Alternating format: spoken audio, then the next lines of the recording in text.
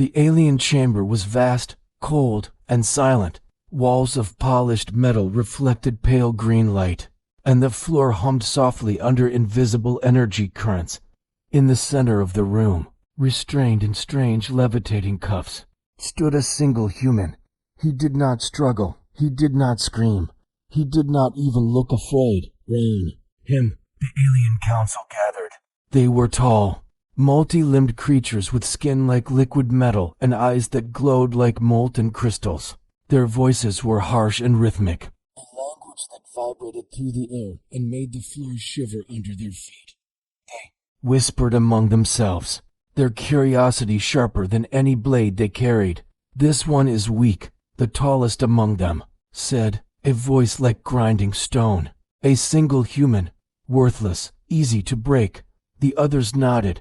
They had studied humans for decades. They had seen images of Earth, of crowded cities, of fragile creatures wearing thin clothing and moving slowly across small green lands. Humans were emotional, they thought, illogical, weak, perfect subjects for interrogation. But the human smiled, a small, quiet smile, almost invisible, but enough to unsettle the tallest alien. Maybe bleeding. Instead, there was calm. The human did not speak. He did not struggle. Yet the chamber felt wrong. A subtle tension grew in the air.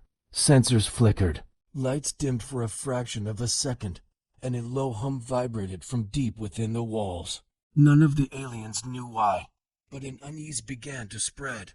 The lead interrogator motioned to a hovering console. Screens lit up, showing images of human cities, armies, and weapons. He pointed to the human and demanded, "Answer.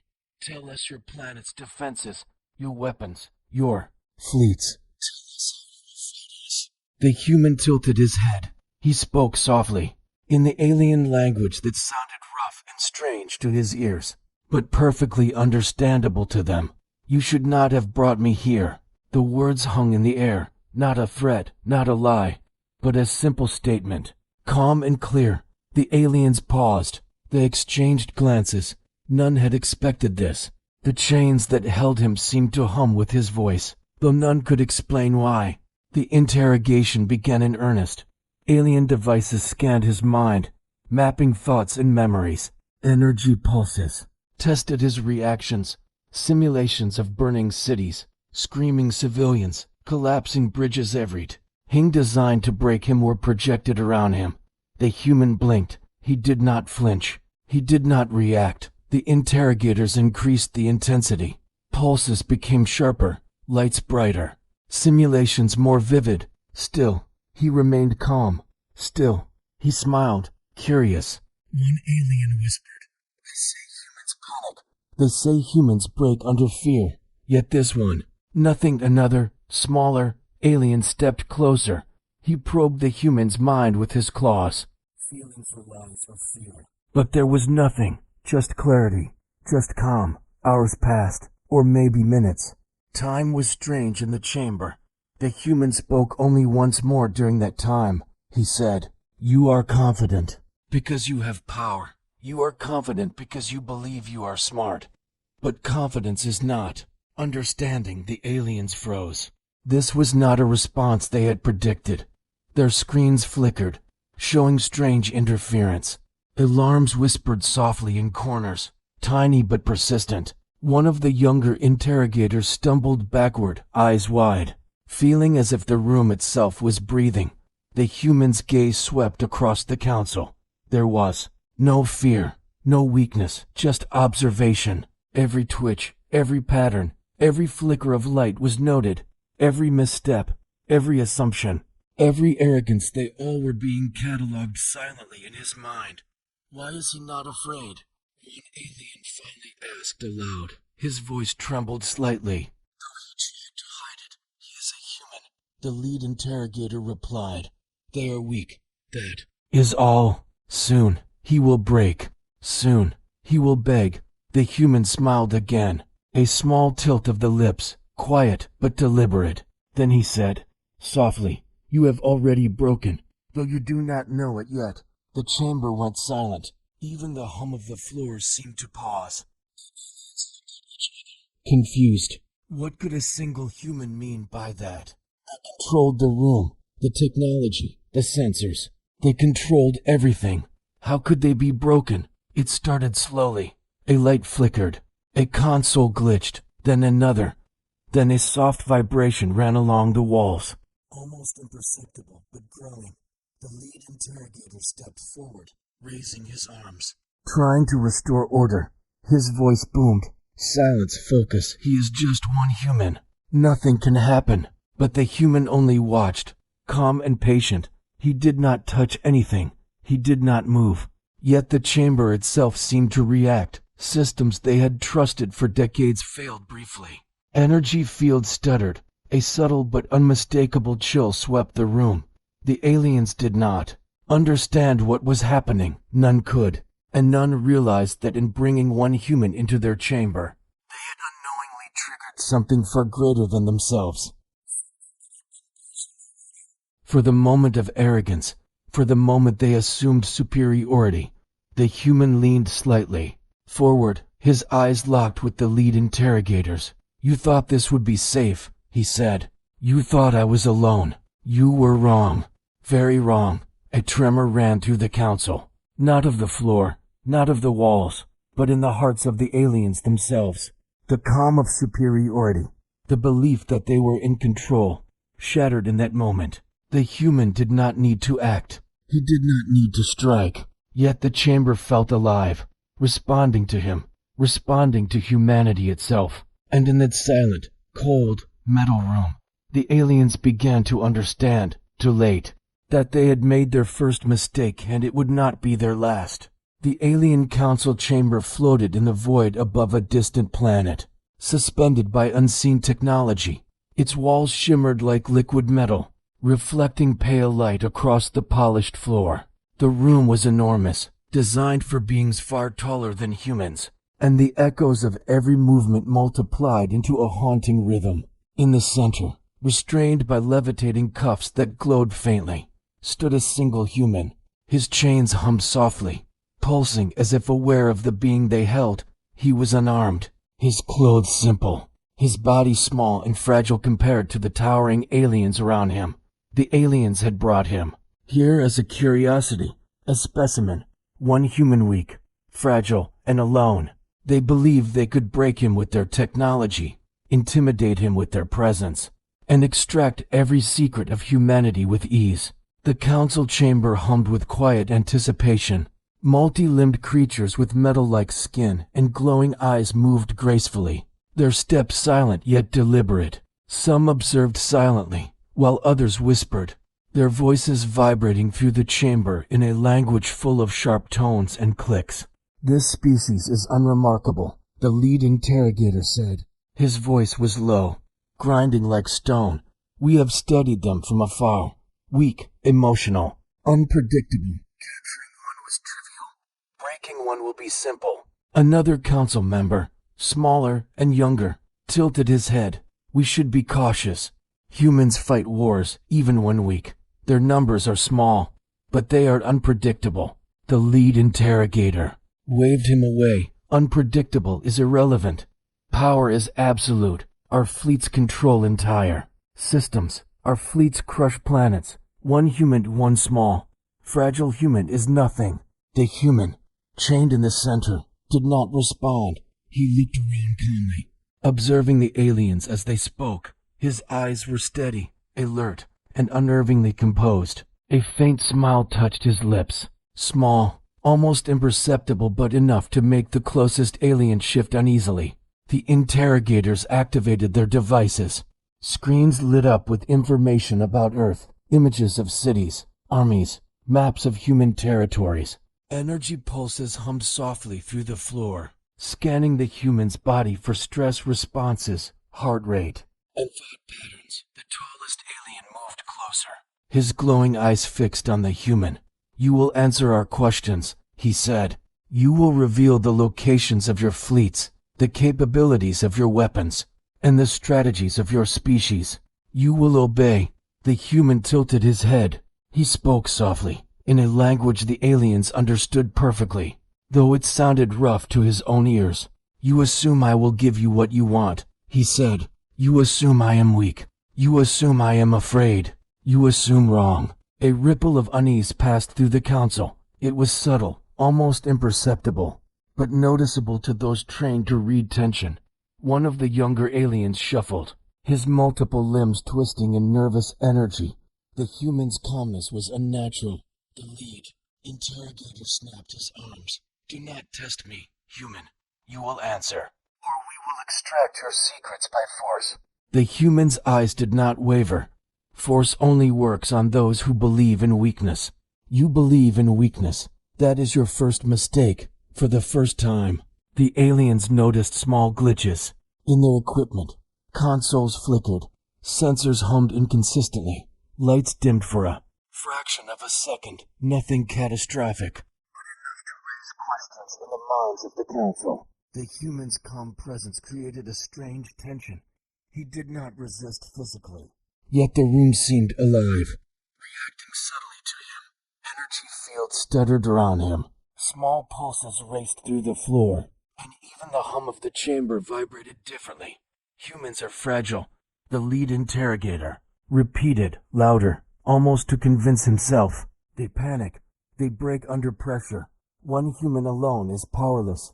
The human smiled again, quietly. You think so because you measure everything by your rules. You think so because you see only what you want to see. You assume simplicity. You assume control. You assumed wrong. Another alien leaned in, trying to analyze the human's behavior. He is not afraid. His mind is different. He is calmed down to calm. How can one human withstand our technology, our pressure, our presence, and not panic? The human's gaze swept over the council. You have studied humans for decades. You have images, data, analysis, yet you do not understand. You see us as fragile, weak, and simple. But we are resilient. We adapt. We learn. We endure. And when you underestimate us, you make your first mistake. The lead interrogator's multiple arms slammed onto a console. Enough. We will break you. The human's calm did not falter. You will not break me. You do not even realize who you are dealing with. I am only one human, yes. But humanity does not break. The chamber fell silent. The only sound was the soft hum of the floor and the faint pulse of the human S-cuffs. Every alien felt at the chill of unease, the subtle doubt creeping into their minds. For the first time, they realized that perhaps, just perhaps, they had misjudged the human race entirely. Outside the chamber, the vast fleets of the alien empire remained in perfect formation. They believed their plans were flawless, their power unquestioned, their superiority absolute. But in this single room, above a small, unremarkable planet, the first threads of doubt had begun to unravel the confidence of an empire. And the human, calm and quiet, continued to watch, to calculate, and to prepare, knowing that the empire itself had walked into a trap it did not yet understand. The lead interrogator whispered to himself, almost inaudibly, "We underestimated them. How could we have been so blind?" And in that moment, the human allowed himself a small, almost perceptible smile. The game had only just begun. The lead interrogator's glowing eyes narrowed. He waved his multiple arms, signaling the chamber's devices to intensify their probe. Lights flickered and hums grew louder as mind scanners adjusted their frequencies, digging deeper into the human's thoughts, trying to pry open his secrets. "You will answer," the lead interrogator hissed, his voice echoing like metal grinding on metal. "Tell us about your planet, its weapons, its fleets, its secrets. We demand obedience." The human sat calmly, his posture relaxed despite the advanced technology aimed directly at his mind. He tilted his head slightly, watching each alien with an unsettling stillness. His voice, when he finally spoke, was soft, yet it carried an authority that made even the youngest interrogators pause. "You ask about weapons," he said. "You ask about plans. You assume I will give them to you." The tallest alien, a towering figure with multiple blinking eyes, stepped forward. "You will answer, human." Do you not understand your position? The human shook his head slowly, a faint, almost imperceptible smile on his lips. Fear is for those who do not prepare. You assume I am unprepared. You assume I am alone. You assume that I am small.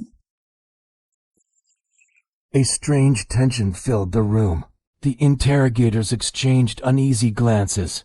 Something was shifting. Their devices, so precise and trusted, began to hum and flicker erratically. Sensors that had never failed before started reporting inconsistencies. Energy fields stuttered. For the first time in centuries of conquest, the aliens felt a prickle of uncertainty. The human then began to answer their questions, but not in a way they expected. He wasn't giving them information. He was giving them a lesson. You ask about fleets, he said. Yes, Earth has fleets. Yes, humans fight wars. But we fight differently than you. We don't rely on overwhelming force alone. We rely on preparation, strategy, and redundancy. Every loss is planned for. Every failure is anticipated. Every defeat is temporary. If the lesson is learned, his words were calm, but their meaning cut deeper than any weapon could. The aliens had studied countless species, but they had never truly understood humans. They had always assumed emotion meant weakness. They had never considered calculated calm as a form of power. Explain redundancy, one alien hissed, his voice trembling slightly. Explain this strategy. The human nodded, his gaze steady. If one ship falls, another takes its place. If one system fails, another compensates. If a plan fails, a new plan is already in motion. We do not panic. We do not crumble. We adapt. We survive. And you have no idea how fragile your systems truly are. A ripple of unease ran through the chamber. The lead interrogator growled, trying to regain control of the situation. Do you threaten us? He demanded. Do you mock our empire? I do not mock, the human replied, his tone even. I speak the truth. You rely on centralized command, on flawless technology, on absolute precision. But what happens if just one of your connections fails? What happens if your network is breached? You assume humans are fragile. You assume one human can be contained. You assumed correctly in only one thing. I am human, and that is enough. The aliens froze. Their confidence, once absolute, began to falter. Screens around the room flickered with static. Doors sealed and unsealed on their own. The lights blinked out for moments that felt far too long. The chamber itself, they realized with a dawning horror, was responding to something beyond their control. The lead interrogator slammed his multiple arms onto a console. Enough.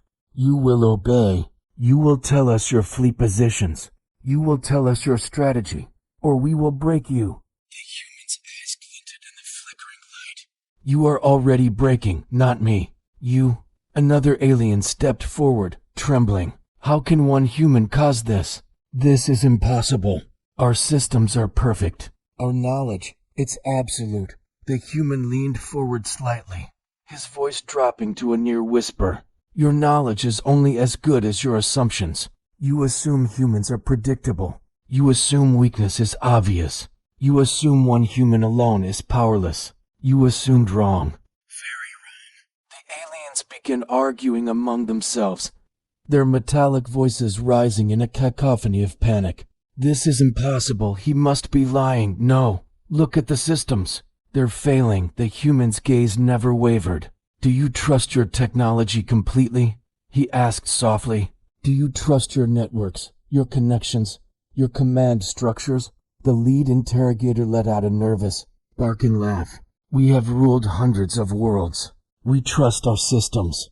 You are small. You are weak. You are. A sudden, powerful energy pulse ran through the chamber. Screens flickered violently and then went dark. Sensors beeped erratically before falling silent. The lights dimmed for a full second before weakly brightening again.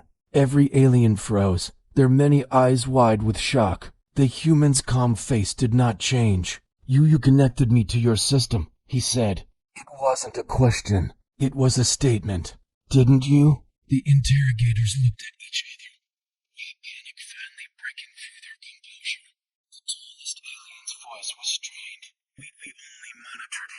It is impossible for a biological to interface. The human shook his head slowly. No, you assumed control. You assumed superiority. You assumed it was safe. But humans do not make assumptions lightly. We prepare, and preparation is power. You are now part of my observation, part of my calculation, and all your mistakes are now visible to those who are watching you. A low hum rose from the very walls of the chamber, growing louder, almost like a giant, metallic heartbeat. The aliens could feel it in their carapaces. The floor beneath them seemed to vibrate. Their networks, their absolute control, everything was suddenly, terrifyingly unstable. You have made one error, the human said, his voice still soft, yet now it echoed with menace. One small miscalculation. You thought capturing one human would be safe. You thought it would be simple. You thought I was weak. You thought wrong. And you are about to learn why humans are feared throughout the galaxy. The tallest alien tried to respond, but his voice cracked, unable to form words. The younger interrogators looked around in wild-eyed panic. Devices sparked, lights flickered, and energy fields pulsed unpredictably. Nothing they tried could restore order. The system was no longer theirs. The human smiled, a calm, quiet, patient smile. He was observing. He did not move. He did not touch anything. Yet the chamber itself seemed to riff and react to his very presence. The lead interrogator raised his arms, furious and desperate. Enough, you will answer, or we will destroy you. The human leaned forward one last time. I am already answering, not in the words you expected, not with the secrets you demanded, but in truth, you asked questions, and the answers are coming. The nightmare you invited into your home begins now. A sudden, violent vibration ran through the walls. Panels slid open, revealing complex wiring that sparked and smoked. Consoles exploded in showers of light, and in the deafening silence that followed, the aliens understood. The human was no longer just a captive. He was the spark that had just lit a fire across the entire empire. And in that moment, in the cold, silent chamber, the first real fear the alien empire had ever felt began to bloom. The chamber was no longer just a room. It had become a stage, and the human, calm and quiet, was the center of attention. The aliens, confident at first, now felt the first ripples of unease. What they had assumed would be simple interrogating one human was beginning to unravel. The lead interrogator raised his many arms and commanded, "Increase the pressure. Show him simulations of defeat. Test his mind. Break him." Lights flickered, sensors hummed, and holographic images of burning cities appeared around the human. He saw his planet in flames, civilians screaming, fleets destroyed. Most beings would panic at such a display. Most would break. The human did not flinch. He watched, calm, as if observing a simple lesson in failure. "Why is he not reacting?" whispered one. Why does he remain calm?" "He must be lying," said another. "He must be hiding fear."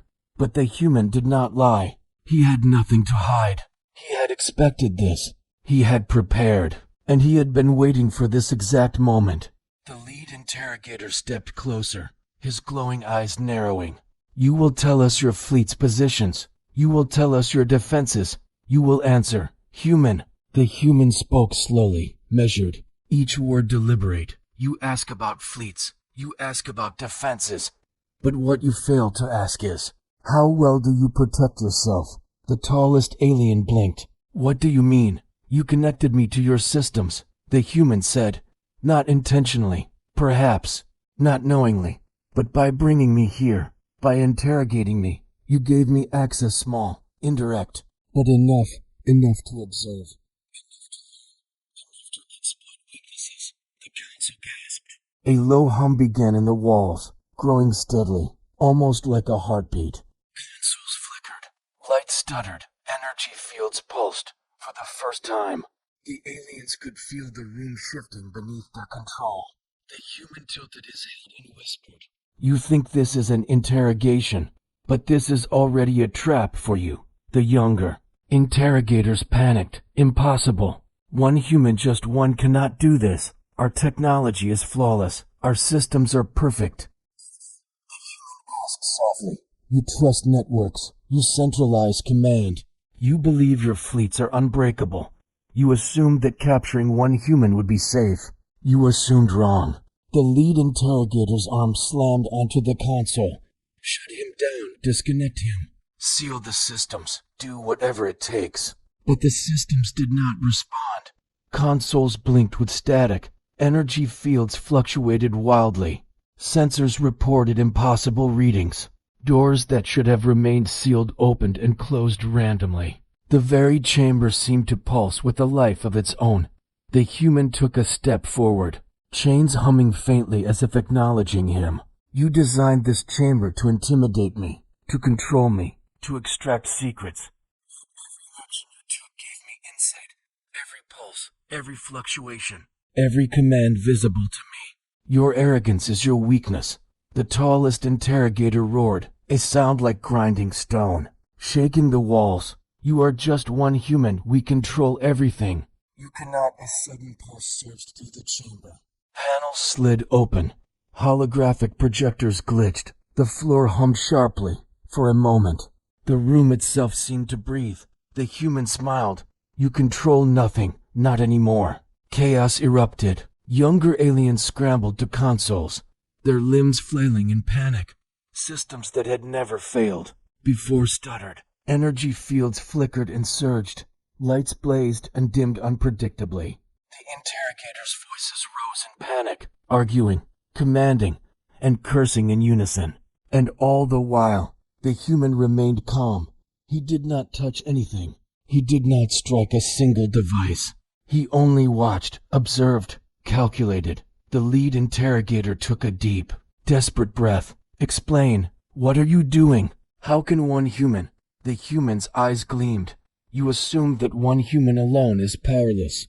You assume that your empire's technology is unchallengeable. You assume that by isolating me, you control the situation. But humans are different. We think in layers. We plan for failure. We prepare for the unexpected. And your arrogance. Your arrogance made you vulnerable. The chamber shuddered. Consoles sparked. Sensors gave conflicting data. Holograms of alien fleets blinked and disappeared. Doors sealed and unsealed unpredictably. The aliens realized, with horror, that the systems they trusted most, the very technology that had conquered hundreds of worlds, was now reacting to a single human in the center of the room. You have connected to us, the lead interrogator whispered, trembling. How is this possible? The human leaned slightly forward. By being human, by thinking beyond your rules, by observing and understanding, by preparing. You see only strength as power. We see opportunity. And opportunity is far stronger than your assumptions. The aliens finally understood too late that this was not an ordinary human. This was a catalyst, a spark that could unravel their empire. And in their panic, they failed to see one simple truth. They had given him access, unknowingly, and that access would be the beginning of their nightmare. The human whispered, calmly. This was supposed to be your interrogation, but it has become mine. And soon, the nightmare will spread beyond this room. The lead interrogator slammed his arms down again, his voice cracking with anger and fear. Enough. We will regain control. The human only smiled, calm, patient, observant. He did not act, yet the room, the chamber, the technology itself responded to him. Every flicker, every pulse, every glitch. It was no accident. It was a warning. And in that moment, the alien empire realized a terrifying truth. By capturing one human, they had unleashed a force they could not contain. The nightmare had only begun. The flickering light hummed above, the only sound in the sterile, metallic room. I was strapped to a chair, cold alloy biting into my wrists. Across from me stood the Xylosians, towering figures of sinew and chitin, their multifaceted eyes studying me with cold curiosity. They called this an interrogation. I called it a Tuesday. Well, maybe a slightly more interesting Tuesday. They'd snatched me from a survey mission on Kepler 186f. One moment I was cataloging alien flora. The next I was waking up in this chrome nightmare. They wanted to know about Earth's defenses, our technology, our weaknesses. They thought a little pain, a little psychological pressure, and I'd spill everything. They were about to learn a very important lesson about underestimating a species that invented both quantum physics and reality television. My lead interrogator, a particularly nasty specimen with mandibles that clicked when it was agitated, leaned in close. Its voice was a series of guttural clicks and whistles, translated by a device hovering near its head. Your species is fragile. Your resistance is illogical. Tell us what we need to know, and your end will be swift. I just smiled, for a species that can cross interstellar space. Your security protocols are surprisingly quaint. The Xylosian straightened up, its mandibles clicking furiously. Insolence will not be tolerated. It's not insolence, I said, my fingers subtly twitching against the restraints. It's an observation. See, you guys are all about centralization. One big, happy, interconnected network. Your ships, your stations, even your life support systems, they all talk to each other. Don't they? Well, they have been busy trying to probe my mind. They'd overlooked the tiny neural interface I had embedded in my forearm. It was standard issue for tech specialists on deep space missions. A last resort, a get-out-of-jail-free card, as they'd been scanning me.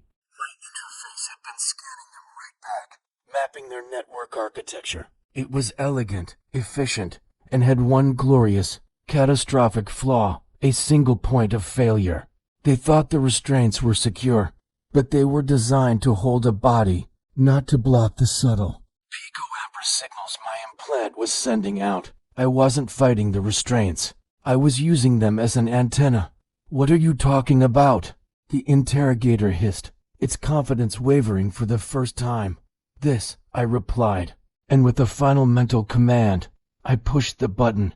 It wasn't a dramatic explosion. It was far more beautiful. First, the lights in the interrogation room switched to a brilliant, strobing magenta. Then, a voice boomed from the walls, not a Xylosian click whistle, but a smooth, baritone human voice reciting the entire text of Moby Dick. The translation device near the interrogator's head short-circuited with a pop and a puff of smoke. Chaos erupted outside.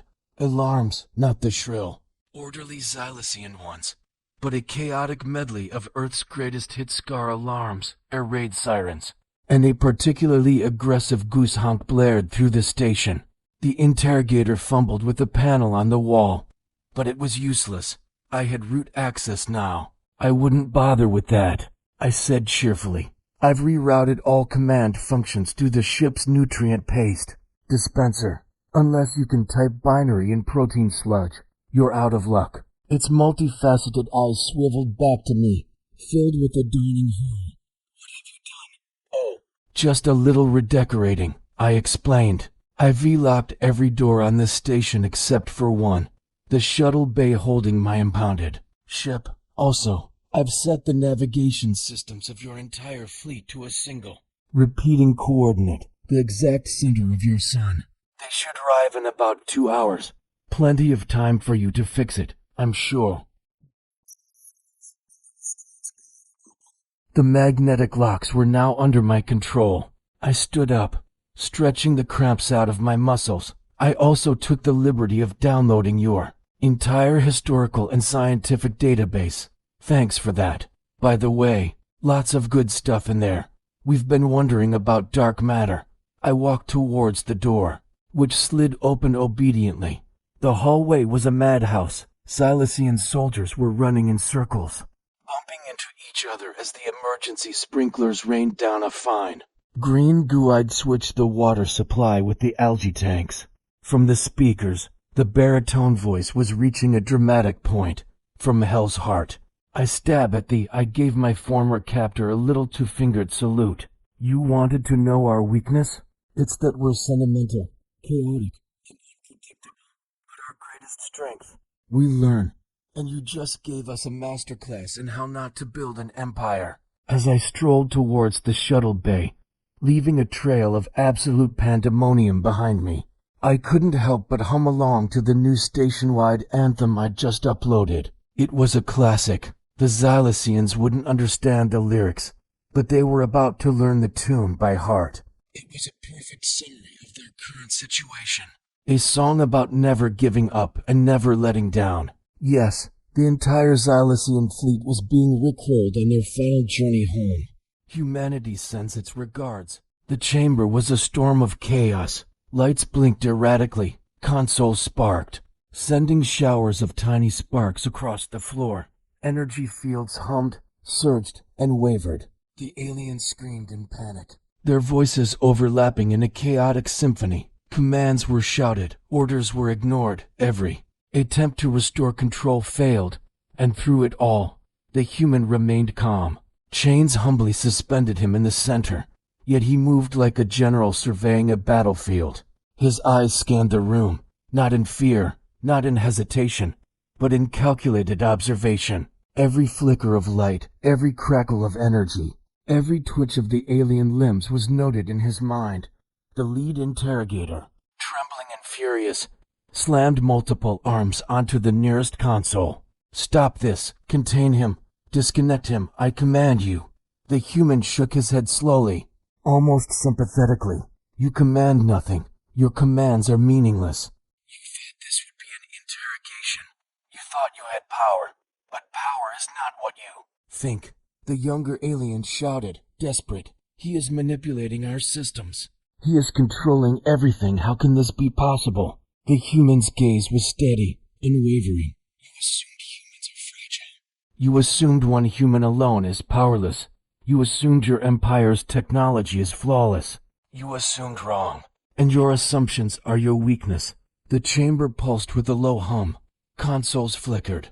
Doors sealed and opened unpredictably. Energy fields surged outside. Fleets in orbit stuttered, some drifting helplessly. Defense networks on distant planets malfunctioned. Communications failed. Ships collided. Automated weapons turned in confusion. The lead interrogator's glowing eyes widened in horror. "Impossible. One human cannot do all this. This is impossible." The human tilted his head, calm as ever. "Impossible. Perhaps for you. But humans are different. We survive because we adapt. We fight not just with weapons, but with strategy, with patience, with intelligence. We learn faster than you can anticipate. We prepare for every possible failure. That is why we endure. That is why we are feared." A soft, almost imperceptible pulse emanated from the human, spreading silently into every system.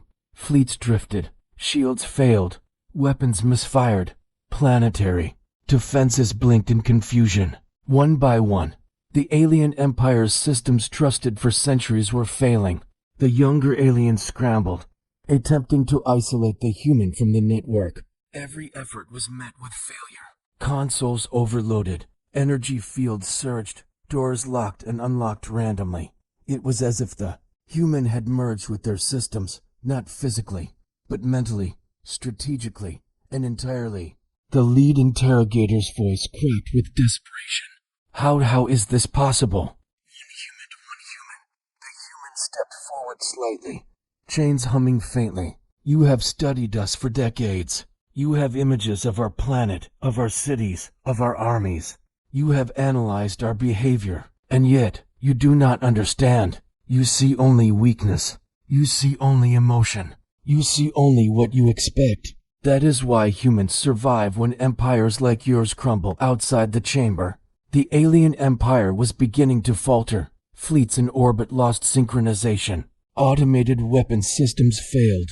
Command signals were scrambled. Entire defense networks went dark. The empire's vast technological superiority, its greatest strength, was collapsing under the influence of a single human. One of the younger interrogators screamed in panic. "He is controlling everything. He is everywhere. He is human." The human's voice was calm, almost gentle. "Yes, one human.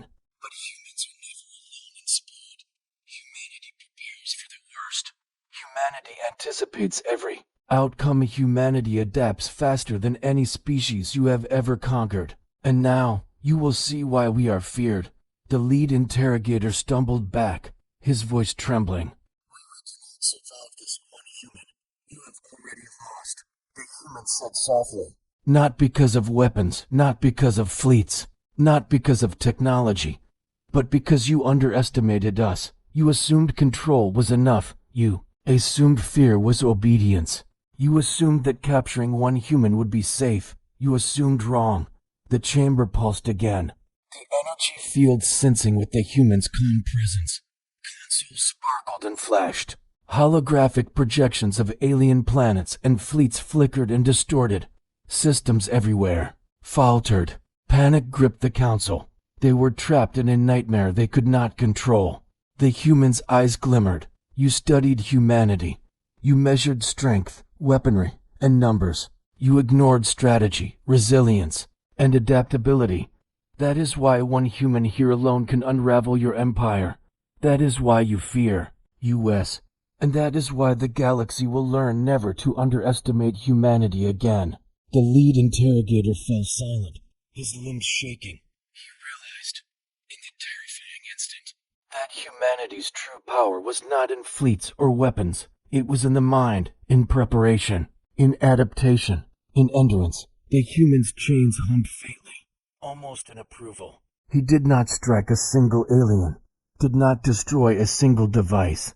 Yet he had demonstrated something far more powerful. The Empire's own systems were now tools of his strategy. You wanted answers, the human said softly. And now your empire is answering me, not with obedience, but with its own collapse. This is why humans are feared.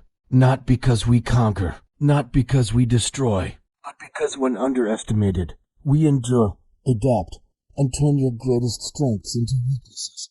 The aliens in the chamber were silent, trembling, unable to comprehend fully what had just happened. Some screamed, some fell to their knees, but the humans stood calm, collected, and completely unbroken. The nightmare had begun, and the Empire had already felt its first taste. And in the cold, humming chamber, the human allowed himself a small, almost imperceptible smile. Humanity had shown its first true power. The aliens had learned one of the galaxy's most dangerous lessons. Never, ever underestimate a human. Imagine an empire that spans galaxies. A civilization so ancient it has watched stars be born and die. This is the Gloraxian hegemony, a colossal entity of trillions of beings, unified by a single, unyielding purpose, conquest. For millennia, they've swept through the cosmos, their fleets like swarms of metallic locusts, absorbing every world, every species, into their monolithic structure. Resistance was futile, a brief flicker before the inevitable darkness. They were perfection, efficiency, and absolute power rolled into one. No one had ever challenged them and won. No one had even come close. Until they met us. Until they met a quiet, unassuming data analyst from Sector 7G of Earth named Alex Reed. When the Gloraxian scout ships first appeared in our skies, humanity did what it always does. We panicked, we united, we fought back. Our best ships, our bravest soldiers, our most brilliant strategists, they were all shattered against the impenetrable wall of Gloraxian technology. Our fleets were vaporized in minutes. Our planetary defenses were dismantled like children's toys. Surrender seemed to be the only option, a grim future of servitude awaiting our entire species. But the Gloraxians weren't interested in just conquering us. They wanted to absorb us. They began uploading every byte of human data, every piece of our culture, history, art, and science into their central network, the Nexus. They believed that by understanding us completely, they could assimilate us perfectly. And that was their first and last mistake. Among the countless terabytes of data being siphoned was the life's work of Alex Reed. Alex wasn't a soldier or a politician. He was a guy who spent his days analyzing market trends, predicting consumer behavior, and finding patterns in the chaotic mess of human economic activity. To the Gloraxians, His work was just another data point, a tiny, insignificant entry in the grand encyclopedia of a primitive species. They uploaded his files, his algorithms, his predictive models, and they moved on, completely unaware they had just swallowed a poison pill. You see, the Gloraxian hegemony was built on logic, pure, cold, unadulterated logic. Their society was a perfectly balanced equation. Every citizen had a role. Every resource was allocated with maximum efficiency. There was no waste, no dissent, no chaos. Their entire empire was run by a central AI that made every decision based on flawless predictive algorithms. It was a system that had worked for eons because it had never encountered something it couldn't predict. It had never encountered the sheer, beautiful, unpredictable chaos of human nature, especially when it comes to our economies. Alex's work wasn't just about numbers. It was about understanding the irrationality of human choice. Why do we suddenly value something worthless? Why do we panic by one day and sell everything the next? Why does a single rumor, a meme, or a funny video suddenly crash a market or create a billionaire overnight? This was the chaos Alex studied. His algorithms weren't designed to predict the future perfectly. They were designed to introduce and amplify tiny, almost invisible, inconsistencies. On Earth, these were used to test market resilience. In the Gloraxian nexus, they became a virus. Once inside the system, Alex's code began to work its silent magic. It wasn't a bomb. It was a whisper. It started by making tiny, fractional adjustments to resource allocation reports. A shipment of energy crystals for a feed in the outer rim was delayed by 0.01%. The production quota for a mining colony was miscalculated by a single unit. These changes were so small, so insignificant, that the central AI dismissed them as rounding errors, statistical noise. But the code was learning, adapting. It started linking these their version of the algorithm started creating what we would call trends. It subtly promoted the idea that a certain rare gas, previously considered common, was now becoming a status symbol on a core world. It fabricated supply chain data to suggest a minor shortage. Soon, high-ranking Gloraxian officials began hoarding this gas, driving up its perceived value. The AI, processing this new demand, reallocated resources to acquire more of it, creating a real shortage of other, more critical materials. This was the first domino. Next, Alex's code targeted the Gloraxian labor market.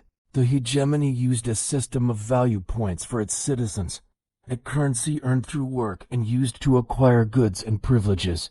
The code introduced a new, completely virtual asset, let's call it a chronocredit, into the system. It had no real-world value, but the algorithm began to associate it with influential figures and desirable outcomes. It started a rumor that owning chronocredits was a sign of intellectual superiority.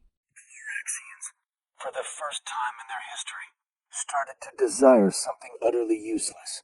They began trading real labor, real value points, for these digital trinkets. Productivity in key sectors began to drop as citizens chased this artificial wealth. The central AI was confused. Its logical models were breaking down. It saw its perfectly efficient society suddenly engaging in irrational behavior. It tried to correct course, to re-establish logical priorities, but it was like trying to catch smoke. For every correction it made, Alex's algorithm would create two new, even more bizarre trends. It analyzed their ancient literature and created a prophecy that went viral, claiming that a certain type of asteroid mineral would bring enlightenment. A mad rush to mine these worthless rocks began, diverting entire fleets from their patrol routes. The Gloraxian Empire, a machine of perfect logic, was being dismantled by economic chaos. Sectors started competing for useless resources. A hyperinflation crisis around value points made their entire currency system unstable. Supply chains didn't just bend, they shattered. A fleet on the front lines would run out of fuel, Because the freighters were diverted to transport fashionable decorative crystals for the elite on the capital world. A food shortage on a populous planet was ignored. Because the agricultural drones were busy harvesting a plant that was rumored to improve social status. The Gloraxians had no concept of a bubble. They didn't understand speculation, irrational exuberance, or panic selling. When the chrono-credit market, which now propped up a huge portion of their virtual economy, was intentionally crashed by Alex's code, the effect was cataclysmic. Trillions of value points vanished overnight. Citizens who had been wealthy were suddenly destitute. Faith in the system, faith in the central AI, faith in the very idea of Gloraxian logic evaporated. Riots erupted. Not riots of rebellion with weapons and flags, but riots of confusion and despair. The perfect machine had ground to a halt. The central AI, overwhelmed by a logical problem and unable to compute a solution, entered a recursive loop and shut down. Without its central brain, the Gloraxian hegemony fractured. Star systems, cut off and without direction, declared independence. Fleets, without orders or fuel, went dormant. The galaxy-spanning empire didn't fall in a glorious battle. It just stopped working.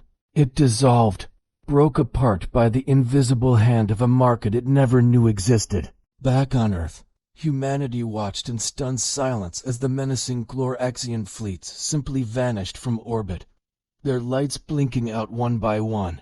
No one knew why. The war was just over. Only one person, a data analyst quietly sipping his coffee and watching the market reports from a dead civilization, knew the truth. Alex Reed never fired a shot. He never flew a starship. He defeated a galactic empire with the most powerful and most dangerous weapon humanity had ever created, an idea. The idea that value is just a story we tell ourselves, and that even the most logical empire can be brought to its knees by a well-placed rumor and a bad investment. That's the power of chaos, the power of human irrationality.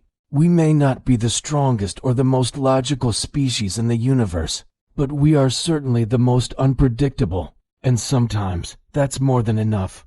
Thanks for watching. If you enjoyed this story, be sure to like, subscribe, and hit that notification bell for more tales from the edge of the cosmos. See you next time.